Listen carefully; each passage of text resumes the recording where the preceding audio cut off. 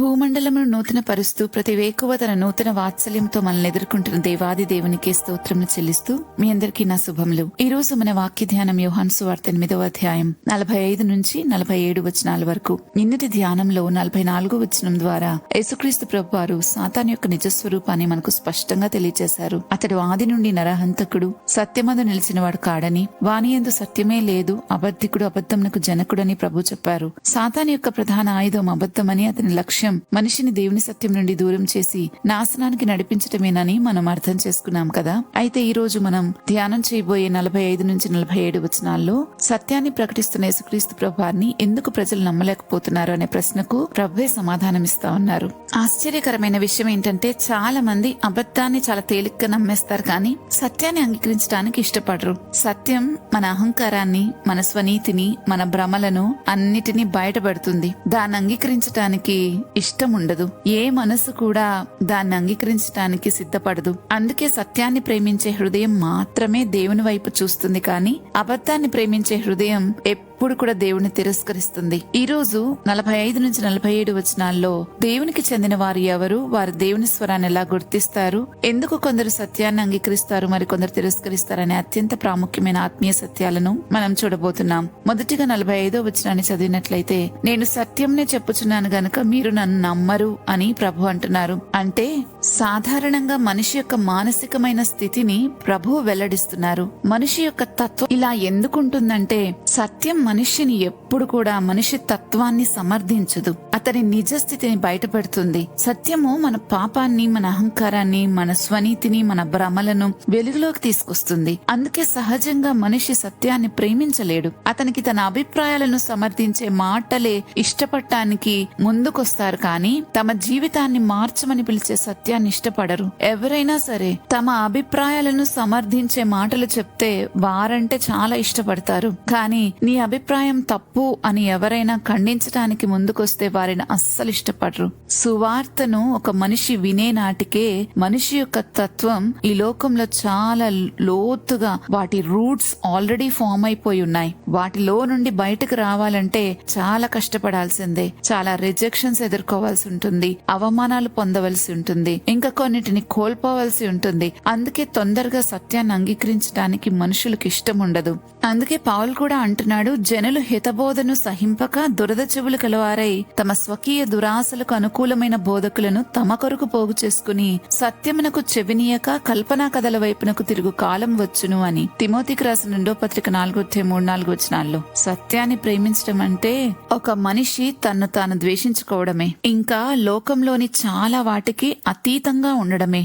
అప్పుడే ఒక వ్యక్తి సత్యాన్ని ప్రేమించగలడు. ఇక్కడ లూకాసు వార్త 14వ అధ్యాయం 26వ వచనంలో యేసుప్రభు వారు చెప్పిన మాట కరెక్ట్ గా సరిపోతుంది. ఎవడైనను నా ఎద్దుకు వచ్చి తన తండ్రిని, తల్లిని, భార్యను, పిల్లలను, అన్నదమ్ములను, అక్కచెల్లెలను, తన ప్రాణంను సహా ద్వేషింపకుంటే వాడు నా శిష్యుడు కానేరడు అని. నిజమే, ఎవరైనా సరే యేసుప్రభు వారికి మొదటి ప్రాధాన్యతనివ్వలేకపోతే వారు సత్యాన్ని ప్రేమించలేరు, యేసుప్రభు శిష్యులు కాలేరు. నిత్య జీవంలోనికి వెళ్లాలనే ఆశ చాలా మందికి ఉంటది, పరలోకం చేరుకోవాలని. కానీ ఆ మార్గంలో నడవాలి అని అనుకున్నప్పుడు మాత్రమే చాలా మంది అక్కడి నుంచి వెనుక తీస్తారు. ఎందుకంటే వారు ఆ మార్గంలో నడవాలి అని అంటే ఖచ్చితంగా సత్యాన్ని ప్రేమించాలి. అలా ప్రేమించలేని వారెవ్వరూ కూడా ఆ మార్గంలో నడవలేరు. ఇంకా 46వ వచనాన్ని చూస్తే ప్రభు అంటున్నారు, నా యందు పాపం ఉన్నదని మీలో ఎవడు స్థాపించును, నేను సత్యము చెప్పుచున్న ఎడల మీరెందుకు నన్ను నమ్మరు అని. ఇక్కడ ప్రభువు తన పరిశుద్ధ జీవితాన్నే సాక్ష్యంగా చూపిస్తున్నారు. ఈ లోకంలో ఏ మనిషి నా జీవితంలో పాపం లేదు అని ధైర్యంగా చెప్పలేడు, కానీ యేసుక్రీస్తు ప్రభువారు మాత్రం నా యందు పాపం ఉన్నదని మీలో ఎవడు స్థాపించును అని ఛాలెంజ్ చేస్తున్నారు. ఆయన శత్రువులు 3 సంవత్సరాలకు పైగా ఆయనను గమనిస్తూనే వచ్చారు. ఆయన మాటలు విన్నారు, ఆయన క్రియలు చూశారు, ఆయన ఎక్కడున్నారో, ఏం చేస్తున్నారో అన్నిటినీ నిశ్చితంగా పరిశీలించారు. అయినప్పటికీ ఆయనలో ఒక్క పాపాన్ని కూడా వారు చూపించలేకపోయారు, నిరూపించలేకపోయారు. అందుకే బైబిల్ ఆయనను గురించి చెప్తుంది. యేసుప్రభు వారి గురించి పేతురు రాసిన మొదటి పత్రిక 2వ అధ్యాయం 22వ వచనంలో ఆయన పాపము చేయలేదు అని. ఇంకా యోహాన్ రాస్తున్నాడు మొదటి పత్రిక 3వ అధ్యాయం 5వ వచనంలో ఆయన యందు పాపమే లేదు అని, ఇంకా హెబ్రీయులకు రాసిన పత్రిక 4వ అధ్యాయం 15వ వచనంలో అయితే అన్ని విషయములలో శోధింపబడినను పాపము లేనివాడు అని చాలా చక్కగా ఆయనను గురించి రాయబడింది. ఈ వచనాలు దేవుని లేఖనాలన్నీ ఆయనను గురించి ఈ రీతిగా సాక్ష్యమిస్తా ఉన్నాయి. అంతేకాదు మన జీవితంలో మనం చెక్ చేసుకున్నా కూడా మనము బ్రతికిన కాలమంతటిలో ఆయన చెప్పిన మాటలో ఎక్కడ కూడా అసత్యం లేదు. ఇవన్నీ ఆయన గురించి ఎంతో గొప్ప సాక్ష్యాన్ని ఇస్తున్నాయి. కాబట్టి ప్రభు ప్రశ్న ఇక్కడ చాలా బలమైందిగా మనకు కనబడుతుంది. నేను పాపం చేయలేదు, నేను సత్యమే మాట్లాడుతున్నా, అయితే నన్ను ఎందుకు మీరు నమ్మట్లేదు అని ప్రభు అడుగుతున్నారు. అబద్ధమాడే వారిని, మాట మార్చే వారిని నమ్మలేమేమో గాని మార్పులేని వారిని, సత్యమై ఉన్న వారిని, పాపమే ఎరుగని యేసుక్రీస్తు నమ్మలేకపోవడానికి కారణం ఏమై ఉంటుంది? మనుషుల తత్వం ఎలా ఉంటుందంటే, మంచి మనుషులు మనకు కావాలి, వారి ఆత్మఫలాన్ని అనుభవించాలి, కానీ వారి మాటలు, వారి చెప్పేవి మాత్రం మనకు అక్కర్లేదు. ఎందుకంటే మనం ఉంటున్న ఆ పాపపు స్థితిలో, ఏ పాపపు స్థితి అయితే మనం ఉండి మనం కంఫర్ట్ అని ఫీల్ అవుతున్నామో ఆ పాపపు స్థితిలోనే దేవుని యొక్క మంచి ఫలాలను అనుభవించాలి అని కోరుకుంటాము. కానీ ఆ స్థితిలో నుంచి బయటకు వస్తే ఆయన ఫలాన్ని చాలా చక్కగా అనుభవించగలము అనే నిజాన్ని మాత్రం ఒప్పుకోలేం. ఆ పాపపు స్థితిలోనే ఉండి ఆ ఫలాన్ని అనుభవించాలంటే, దేవుని ప్రేమను, కృపను, ఆయన మంచితనాన్ని అనుభవించాలి అని కోరుకున్న వారు నిజంగా తమను తామే మోసం చేసుకుంటున్నారు. ఎందుకంటే అలా ఎవరూ అనుభవించలేరు. దేవుని ప్రేమను రుచి చూడాలి అని అంటే మనం సత్యాన్ని అంగీకరించాల్సిందే. మనమున్న పాపపు స్థితిలో నుంచి బయటికి రావాల్సిందే. దేవుని కృపను పొందుకోవాలి అని అంటే మనసు మార్చుకోవాల్సిందే. దేవుని మంచితనాన్ని అనుభవించాలి అని అంటే మాత్రం ఆయన చూపిన మార్గంలో నడవాల్సిందే. ఆయన ప్రేమను, కృపను, మంచితనాన్ని అనుభవించాలని కోరుకునే ఎందరో ఈ రోజు యేసుప్రభు అంటే ఇష్టమే, కానీ ఆయన చూపిన మార్గం ఇష్టం ఉండదు. ఆయన నుండి ఫలమైతే కావాలి, కానీ ఆయన ఏం కోరుకుంటున్నారో మాత్రం అవసరం లేదు. ఈనాటి ధ్యానంలో నుండి మనం తెలుసుకుంటుంది ఇదే. స్వతహాగా మనిషి యొక్క నైజం ఎటువంటిది, ఆయన స్వభావం ఎలాంటిది అనేది ఈ వాక్యము చాలా స్పష్టంగా మనకు నేర్పిస్తుంది. ఇంకా ఆయనే సత్యం, యేసుప్రభువే సత్యం. ఆయన సత్యాన్ని మనం గ్రహించాలని కోరుకుంటున్నారు, కానీ మన మనస్తత్వమేమో దాన్ని గ్రహించనివ్వట్లేదు. ఈ విషయాన్నే ప్రభు స్పష్టంగా చెప్తున్నారు. 47వ వచనాన్ని చూస్తే, దేవుని సంబంధి అయిన వాడు దేవుని మాటలు వినును, మీరు దేవుని సంబంధులు కారు గనుకనే మీరు వినరని చెప్పెను అనే మాటను మనం చూస్తాం. ఈ వచనంలో ప్రభువు అసలు కారణాన్ని వెల్లడిస్తా ఉన్నారు. దేవునికి చెందిన వారైతేనే దేవుని స్వరాన్ని గుర్తిస్తారు. వినడం అంటే కేవలం చెవులతో శబ్దం వినడం కాదు, మనస్సులోకి స్వీకరించటం, విశ్వసించటం, విధేయత చూపి దాని ప్రకారం జీవించటం. ఇదే విషయాన్ని ప్రభు యోహాను సువార్త 10వ అధ్యాయం 27వ వచనంలో కూడా చెప్పారు. నా గొర్రెలు నా స్వరం వినును, నేను వాటిని ఎరుగుదును, అవి నన్ను వెంబడించును అని. యోహాను మొదటి పత్రిక 4వ అధ్యాయం 6వ వచనంలో కూడా యోహాను రాస్తున్నాడు,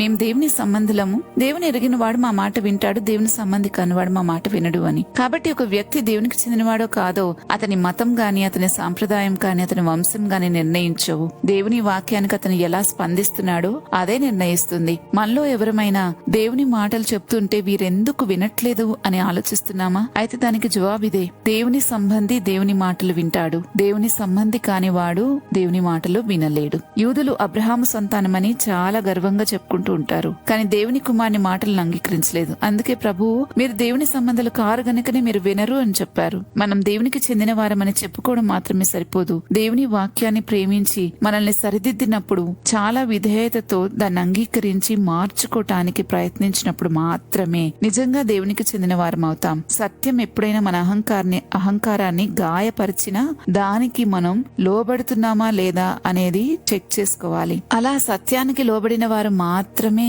నిజంగా దేవుని సంబంధులు. దేవునికి చెందిన హృదయం సత్యాన్ని చూసి పారిపోదు, దానికి లోబడుతుంది. ఎందుకంటే దేవుని పిల్లలు దేవుని స్వరాన్ని గుర్తిస్తారు, వారు సత్యాన్ని ప్రేమిస్తారు. సత్యం వారిని మార్చినా, గద్దించినా, శుద్ధి చేసినా దానిని అంగీకరించడానికి ఇష్టపడతారు. అది వారిని గాయపరిచినా సరే అది దాన్ని సత్యాన్ని అంగీకరించడానికి ఇష్టపడతారు. ఎందుకంటే తర్వాత ఆ గాయము వారిని ఎంతో రక్షిస్తుంది, కాపాడుతుంది. కాబట్టి అలాంటి వారే నిజంగా దేవునికి చెందినవారు. ఎందుకంటే వారు దేవుని మాటలు విని విశ్వసించి వాటి ప్రకారం జీవిస్తారు. కాబట్టి మరి మనం ఎట్లున్నామో ఒకసారి ఆలోచించుకుని, సత్యం పట్ల మన అవగాహన, మన వైఖరి ఎట్లుంటుందో ఒక్కసారి మనం ఆలోచించుకుని ప్రార్థించుకుందాం. ప్రతి వేకువ ప్రభువా, నూతన వాత్సల్యంతో మమ్మల్ని ఎదుర్కొంటున్న మా దేవానికి స్తోత్రాలు చెల్లిస్తున్నాం. సత్య విషయమైన అనుభవ జ్ఞానాన్ని మాకు ఇవ్వడానికి మీరు ఇష్టపడినందుకు మీకు స్తోత్రాలు. మా జీవితంలో ఎన్నడూ కూడా మీ మాటలను తిరస్కరించకుండా ఉండేటటువంటి మంచి హృదయాన్ని మాకు దయచేయమని, మీ వాక్యం మా హృదయంలో పడినప్పుడు మంచి నేలన పడిన విత్తనంలాగా ఫలించుటకు సహాయం చేయమని వేడుకుంటున్నాను. సత్యాన్ని ప్రేమించే మనసు మాకు దయచేయండి. ఎప్పుడు మీ మాటలను స్వీకరించగలిగిన హృదయం, అటువంటి తత్వం, అటువంటి స్వభావం మాలో ఏర్పడేటట్లుగా సహాయం చేయమని యేసుక్రీస్తు ప్రభు వారి నామంలో వేడుకుంటున్నాము తండ్రి. ఆమెన్. రేపటి ధ్యానంలో మరలా తిరిగి కలుద్దాం. అంతవరకు దేవుని కృప మనందరికీ తోడైనగాక. ఆమెన్.